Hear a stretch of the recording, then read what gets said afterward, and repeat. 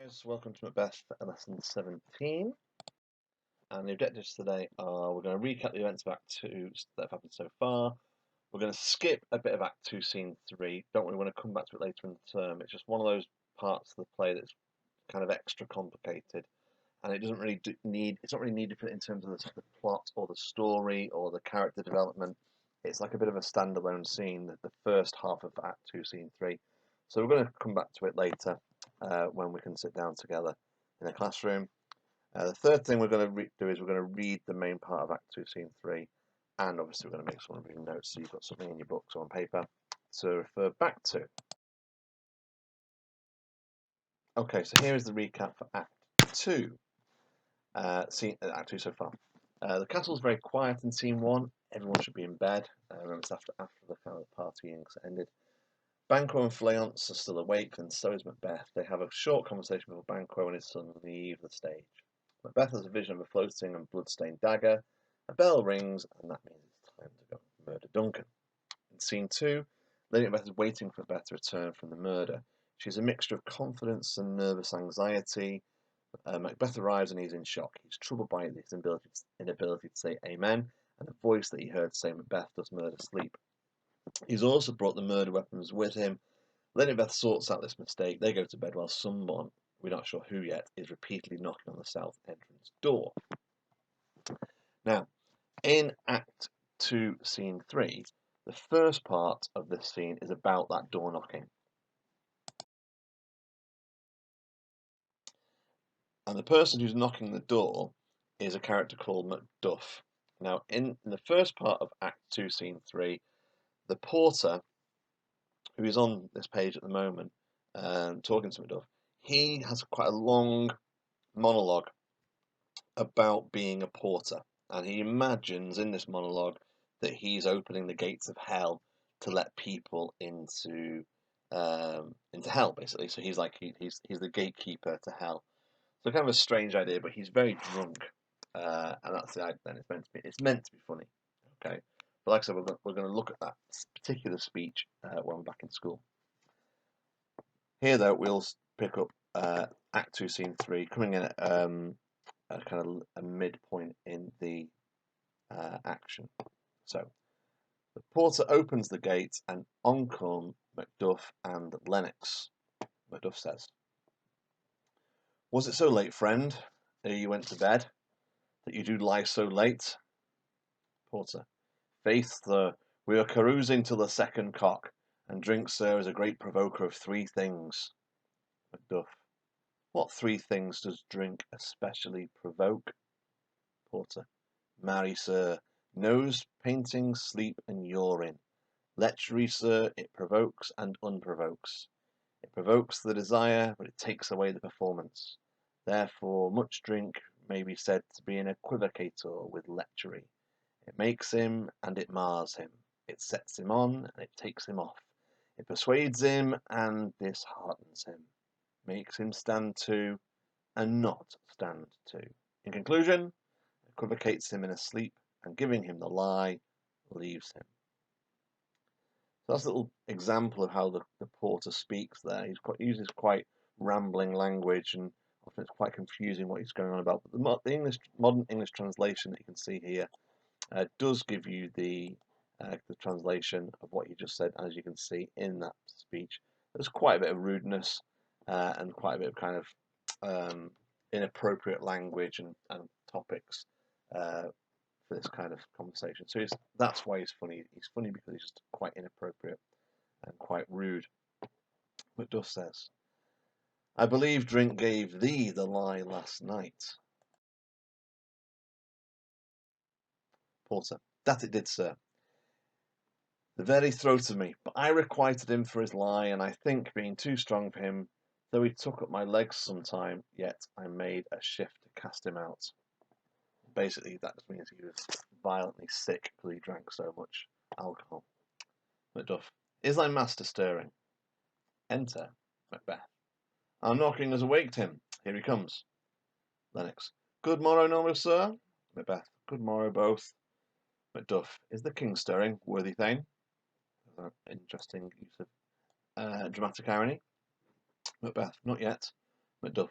He did command me to call timely on him. I have almost slipped the hour. Macbeth. I'll bring you to him.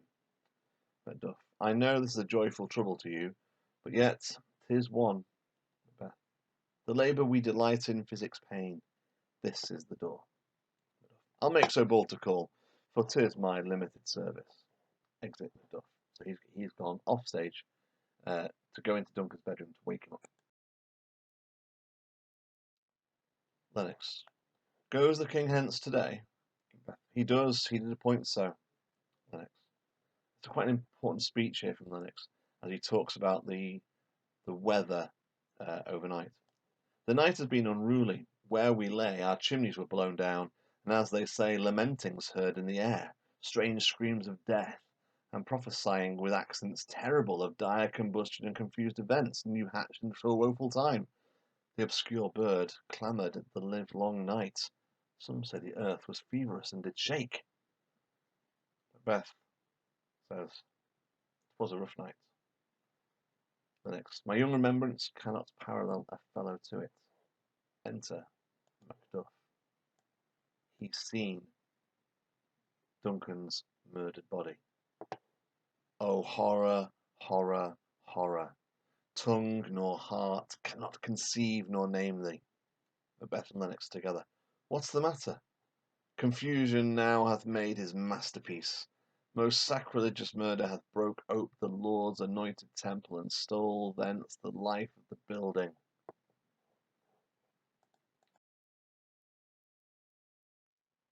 Macbeth. What is it you say? The life? Macbeth is pretending he has got no idea what's going on. Lennox. Mean you his majesty? Macduff. Approach the chamber and destroy your sight with a new Gorgon. Do not bid me speak. See and then speak yourselves. If you're not sure, a Gorgon is from Greek mythology. The best known Gorgon is Medusa. She's the kind of the monstrous woman with the kind of snakes in her hair. That if she looks at you, or if you look at her and make eye contact, you're turned to stone. That's what a Gorgon is. Basically, Macduff is saying here that basically go and see what's in that room, and you will be turned to stone. Okay, what's in that room is as awful as seeing Medusa. So Macbeth and Lennox both go to see what's in the room. Macduff carries on.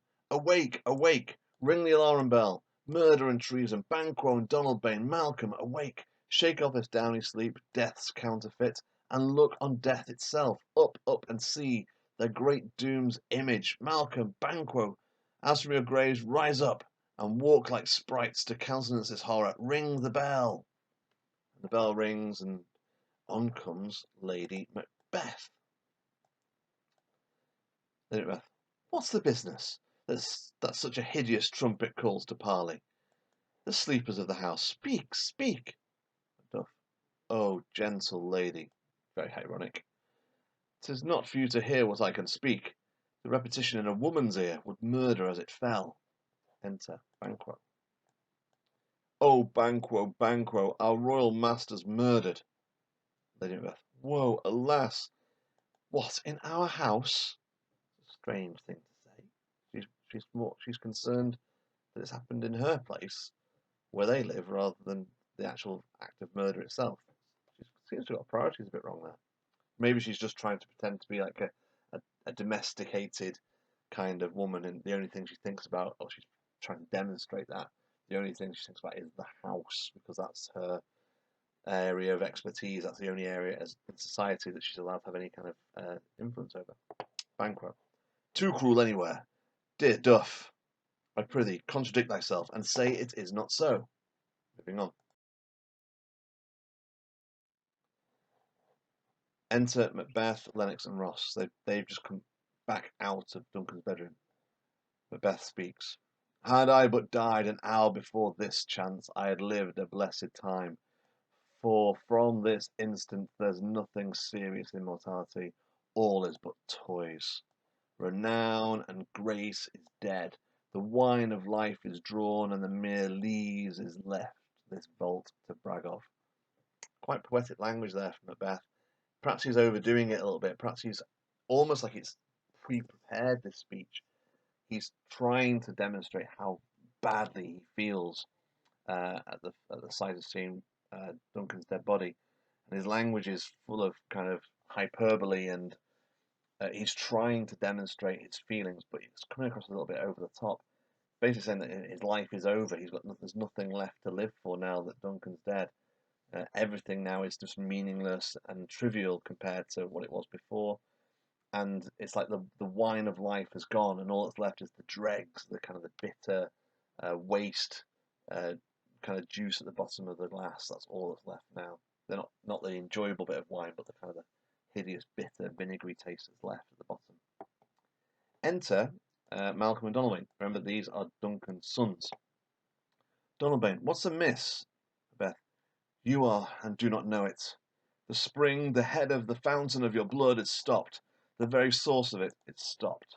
And again, his language is quite poetic and full of imagery. Macduff, on the other hand, is very plain. Your royal father's murdered. Okay, tells it straight. Malcolm, oh, by whom? Quite an understated reaction here from the prince. Lennox, those of his chamber, as it seemed, had done it. Their hands and faces were all badged with blood. So their daggers, which unwiped we found upon the pillows. They stared, and were distracted. No man's life was to be trusted with them. So Lennox has totally fallen for the plan. He's seen the guards covered in blood, seen the daggers next to the guards, and he has put two and two together and decided that they are the murderers. He is totally being convinced by the staging that Lady Macbeth has done at the kind of crime scene. Moving forward. Macbeth says, "Oh, yet I do repent me of my fury, that I did kill them." Macbeth has killed the guards. Macduff is confused. "Wherefore did you so?" Macbeth now defends his actions and explains why he murdered the two guards.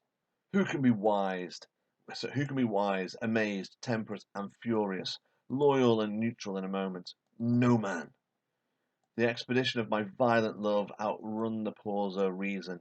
Here lay Duncan, his silver skin laced with his golden blood, and his gashed stabs looked like a breach in nature, for ruin's wasteful entrance. There, the murderers, steeped in the colours of their trade, their daggers unmannily breached with gore. Who could refrain, that had the heart to love, and in that heart courage to make love known? Basically, he's saying he killed the two guards because he loved Duncan so much, and he was just so upset at seeing them there with all the evidence and the blood and the knives. He couldn't help himself. He was so angry, so heartbroken. He killed them. That's not part of the plan. Killing the guards is not what was meant to happen. They're meant to take the blame. So Lady Macbeth now suddenly pretends to be ill. She needs to create a distraction so that the attention is not on Macbeth, because it's gone wrong. This is not part of the plan, and it's going wrong, and she wants to get a little bit of control back. So she says, help me hence, ho!" So she pretends to be weak and feeble and all faint. Macduff, look to the lady. So he's being quite manly here, trying to help her out. Malcolm, aside to Donalbain, this little secret whisper. Why do we hold our tongues? That most may claim this argument for hours. Donalbain whispers back. What should be spoken here, where our fate hid in an auger hole may rush and seize us? Let's away. Our tears are not yet brewed. So what he's saying there is we've got Malcolm saying, let's talk. We need to tell these people what's going on. This is our loss. We need to tell them how we're feeling. Why are we being so quiet? Why are we not saying anything?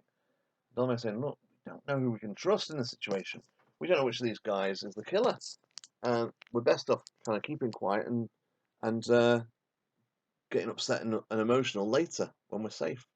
Malcolm says, nor our strong sorrow upon the foot of motion. So they're thinking we've got to do something. We've got to get safe here. Banquo says, look to the lady, and Lady Macbeth is carried off stage. So Banquo is carrying on here. And when we have our naked frailties hid, Let's suffer in exposure. Let us meet and question this most bloody piece of work. To know it further, fears and scruples shake us. In the great hand of God I stand, and thence against the undivulged pretence I fight, of treason's malice. So basically he's saying, look, let's go and get dressed. We're freezing cold out here. And then we're going to have a meeting and talk about what's gone on and find out exactly who's responsible for this. Macduff agrees, and so do I, and that inspires everyone to agree too. Macbeth has to say something. He can't let Banquo and Macduff be the controllers of this scene, so he has to speak. And he basically just echoes what Banquo says. Let's briefly put on our manly readiness and meet in the hall together. And everyone, again, says, well contented. Everyone leaves the stage, apart from Malcolm and Donalbain. Malcolm, what will you do? Let's not consort with them.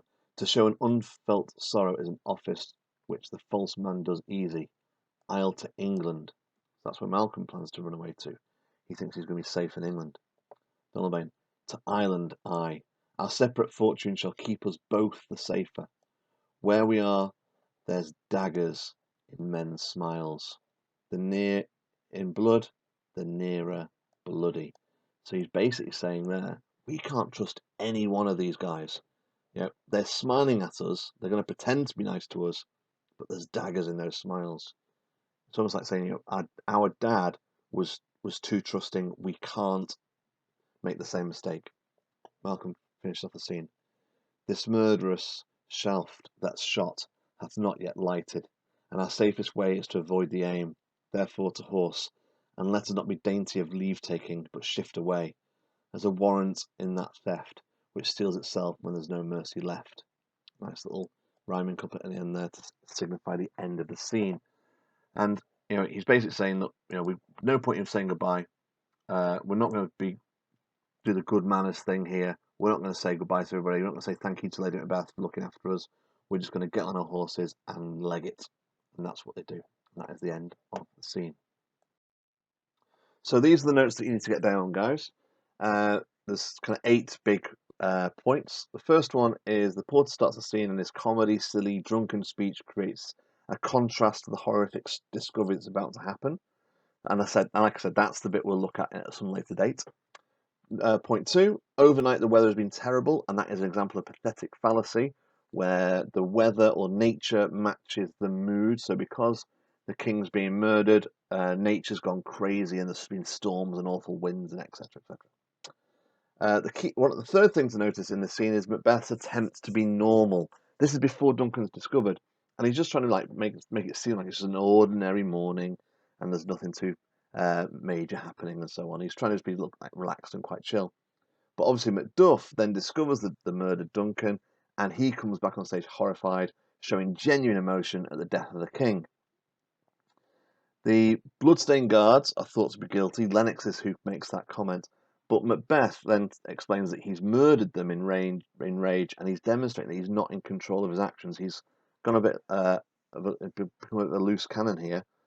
And because of that kind of uncontrolled behaviour, Lady Macbeth at point 6 distracts everyone by fainting, and that makes all those male characters, those very manly characters, suddenly focus their attention on her because she's the weak female, the woman who needs help, and they all kind of forget Macbeth's bizarre behaviour. Step 7, the Thanes agree to get dressed and have a meeting, and there's that, like I said when we just read that scene, Banquo kind of suggests that idea because he's quite practical, quite a good leader himself. Macbeth agrees with him, and then Macduff agrees with him, and then Macbeth comes in and basically says the same thing again. So it's almost like there's an emerging power struggle here between Banquo and Macbeth. Banquo seems to take the opportunity to become a little bit more in charge, and Macbeth kind of doesn't like that. He kind of finishes that little bit of an exchange with kind of demonstrating that he's not just going to let Banquo do the talking. He wants to chip in as well. So Macduff, Macbeth, and Banquo leave the stage, leaving Donalbain and Malcolm there, and they decide that they're going to run away. They're going to split up, one to England, one to Ireland, and by dividing and being in separate places, they're hoping that it'll be safer that way. That, guys, is the end of Act 2, Scene 3. So make sure you've got your notes done, and if you want to go back and watch the video again, that's absolutely fine. But the rest of the lesson is now yours, and you can make sure these notes are really clear and upload them onto Google Classroom so I can see what you've done. Okay, take care.